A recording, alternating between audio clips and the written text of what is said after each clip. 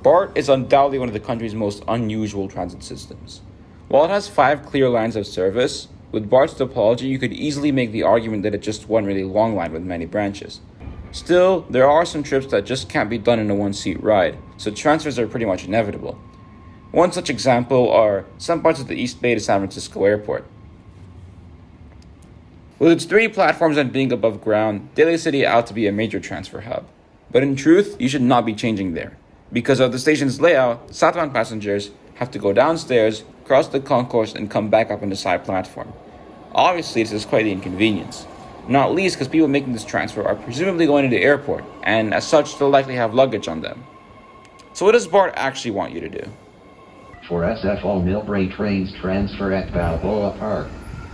Now that's more like it. Just get off the train, stand exactly where you are, and a train bound for the airport will arrive in no time. But this still doesn't feel right to me. Balboa Park is just an ordinary station, and if you miss the announcement, then you'll never think about getting off there.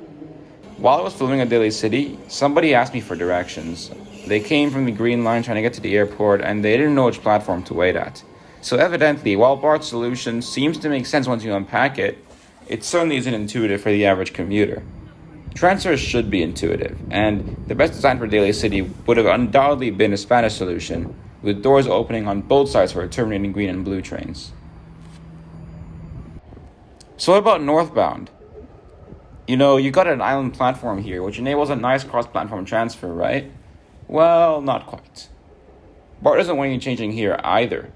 Once again, you'll be told to go to Balboa Park and have to wait potentially up to 30 minutes, and I can't help but feel that there's such a missed opportunity for some nice time transfers here.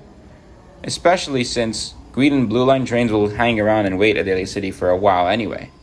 You could decide that red and green are synced up, as are yellow and blue. It's annoying to me because you've built the infrastructure for a time transfer, but you're not using it to its full potential. So what about the actual time transfer that BART has going for it over at 19th Street and MacArthur? Well, it usually does sync up, but it's still not perfect. You see, it's not advertised that well. I'm based in Berkeley, and every now and then I see Cal students heading out to San Francisco on weekends, and they deliberately ignore the orange line when it comes, even though they can take and transfer to the yellow line and get across the bay much faster. The transfer feels more like a hack that only quote-unquote transit nerds know about, rather than an actual fully realized feature of the system. I've seen proposals for adverts that look like this, that will be placed in stations like downtown Berkeley to inform people about the transfer, which is a good start. Also, from a recent official BART news article, they plan to, quote, increase communication on these lines about the option to take an orange line train and transfer if necessary to complete their trip.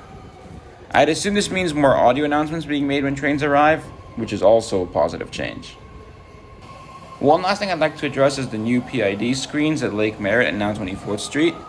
Normally on the old PIDs, when there's a recommended transfer, it'll flash briefly on the screen when the train first calls, but on the new ones, the text stays up the whole time, which is a great change and will definitely help more people become aware of where to transfer. So yeah, that concludes my thoughts on BART transfers and what's being done to remedy them. I haven't even mentioned the Bayfare transfer because honestly it's just terrible. But yeah, thanks for joining me and stay tuned for more content from the Bay Area and beyond.